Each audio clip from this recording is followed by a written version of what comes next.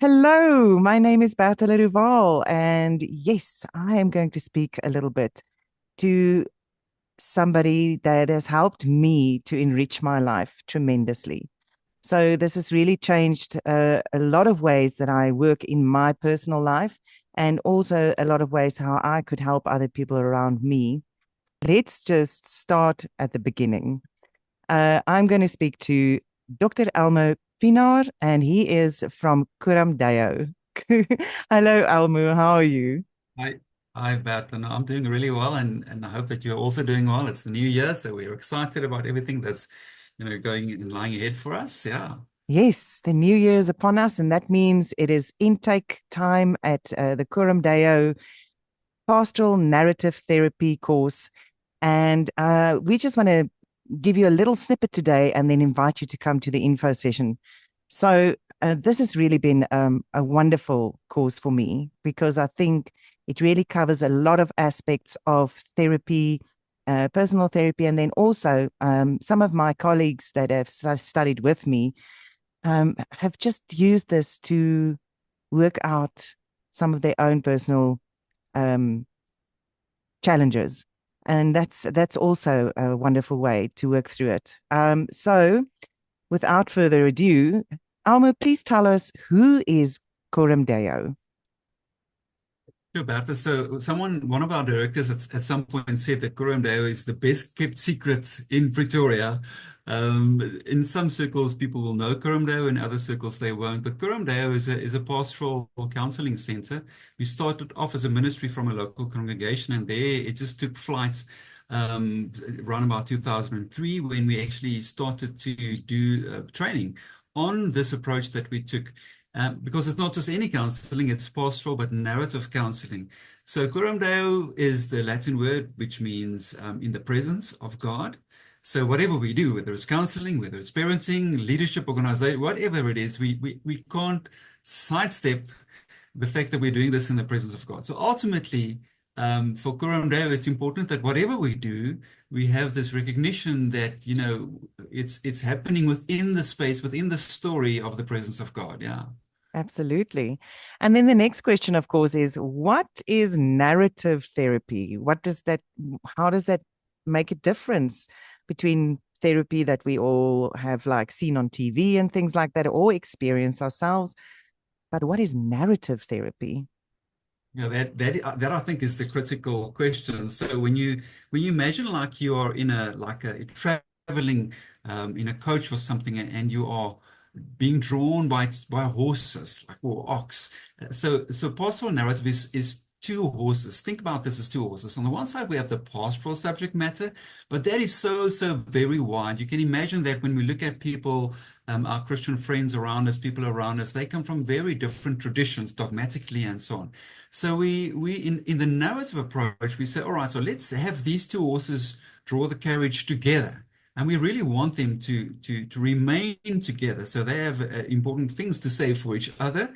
And so ultimately, what we're interested in is the story of the person or the family or the organization that sits in front of us. So we're not going to do like the typical psychoanalysis. Other people do that. We are interested in how the events of our lives lead up to and take shape in the form of a story.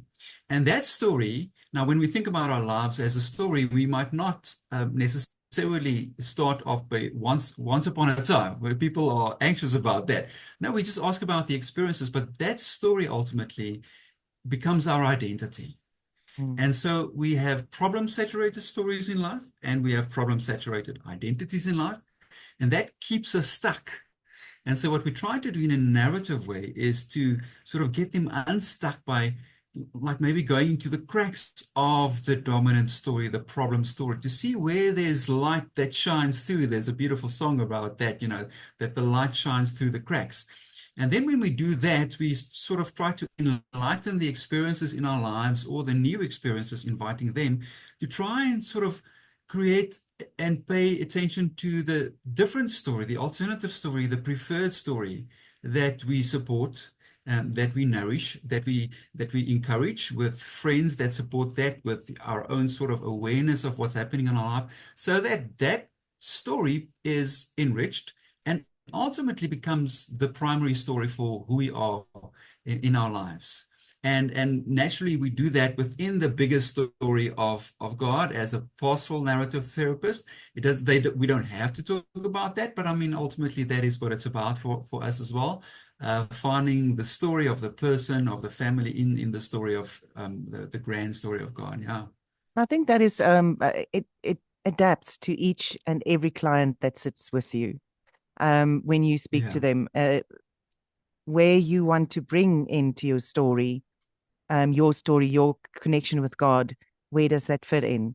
It's not necessary, but it is very much helpful to have the pastoral side. So I Yeah. love that picture that you drew with the horses or the ox that's in front, and one is pastoral and one is narrative. And then with the narrative, I personally find that from just finding the strengths in your own story, looking back on your own story and finding those preferred storyline moments, the sparkling moments, as we would call it, Mm. and learning from that. And in the end, the therapist doesn't sit and go, well, I think you should do A, B, C, and D. It is actually the client that goes, wow, wait, you lead them. And this is the way, this is what we learn, is how to ask the Mm. questions so that they can realize that actually this storyline can change and the challenges that they are met with can be handled within themselves. And then we're talking about a little bit about the problem is the problem. The person in front of you is not the problem. And I think just separating the two is also a big thing. So when we're talking about that, I would mean like people would always say, well, I am this and this and this. No, no, I have a challenge with depression, or I have a challenge with alcohol or a substance abuse or something. So I have a challenge with this, which means that doesn't become part of your identity. That becomes Yeah. that becomes something that you can, without having to change. In fact, finding your strength inside of you to just Yeah. apply that to this Yeah. challenge.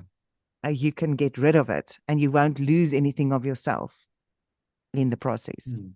We can also say that we have a relationship with things in our lives. So that person is not the problem, like you're saying. A nice way to think about it is to think that we have relationships with things like depression or anxiety. Mm. We can also have a relationship with joy and blooming in life. So we want to encourage those stories. But if we have a relationship with something, it means that we can sort of work on that relationship. We can sort of get distance from that relationship, even if we want to. So many people write on their sort of relationship status, it's complicated. I don't know whether people have heard about that. So it's a Yes. complicated relationship. So when we go for counseling, sometimes people have, we find that, let's say, depression walks over them. So it's not a complicated relationship. Depression just have its way, like it walks over the person or over the family. And we want that relationship status to change, to say, well, it's become complicated in the sense that, depression is not just walking over me. And then slowly we move on from being complicated to maybe being free, or having putting that depression in a cage, or whatever the future relationship with that is going to be, or that we're working towards. Yeah. And then you can change your status to I'm single. Single I'm from the single. I'm not I'm in rid of this I'm problem. rid of the problem. Yes. Okay, so Yeah. this course at Kurum Daya Pastoral Narrative Therapy course, how long is this? Is this like, and is it like a legit course? Is it like, Yeah. is it is it Yeah. something with substance? Yeah, no, indeed. I think so we have had a relationship with a number of universities over 2 decades. So the program is recognized by the university, and it's a 2-year program. So one of the things about, I think, counseling in general is that we don't want people to just do a quick counseling course and now we are counselors. So that's sort of can we do that? No, but in pastoral narrative, it's even more important to just go on this journey, to have moments as part of a class, set up a peer group where we can speak about our stuff and get sort of a sense of accomplishment as we grow into these concept of, what is this doing in my story? And to build a sort of a proficiency around that. So it really must be something that you journey with. It's a community. We're not just this, like professional PTY. We're not a PTY limited, but we see ourselves as a community, and we invite people to come and live with us in the community for 2 years. So in the first year of the program, it's all about the pastoral and the narrative. And then in the second year of the study, you will remember it's about the specific topics. Maybe some of those interested you and others didn't quite well, but those topics is what we see in society. Yeah, and then afterwards, some people do establish counseling practices, but we really want to just put that we empower people to actually do that wherever God calls them, and they say, yes, I'll do it. It's with friends, it's family, it's colleagues. So you don't have to become a counselor necessarily, but yeah. Who should do the pastoral narrative course? Who should be interested in going to the information evening? Well, everyone. I think that when we talk about the course as a course, we normally say that you must have like a grade 12 with some years experience in terms of the work environment. If people are uncertain, they can just reach out to us, whether they can actually do that. But in terms of everybody should really do it, because we want to put this power of the narrative pastoral approach in everyone's hands so that we can do hope in our communities, in our families. And we have found people just coming out of school that they do it, and then Yep. then we have like my grandma, my grandpa, they do it, and they initially a bit scared about the technology and things like that if they're studying online, but they don't have to be. We have so many people who've done it already.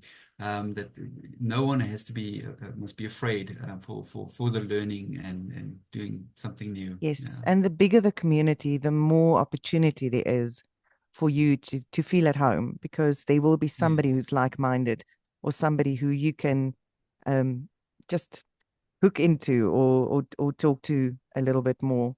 Yeah. Yes, so you do the courses online and in person as well. So in person would be in Pretoria, and online is via Zoom normally. Yeah. Yeah. So it's all either online or in person, but you can switch under certain circumstances. Mm. And then our head office, sort of our main community, is in Pretoria.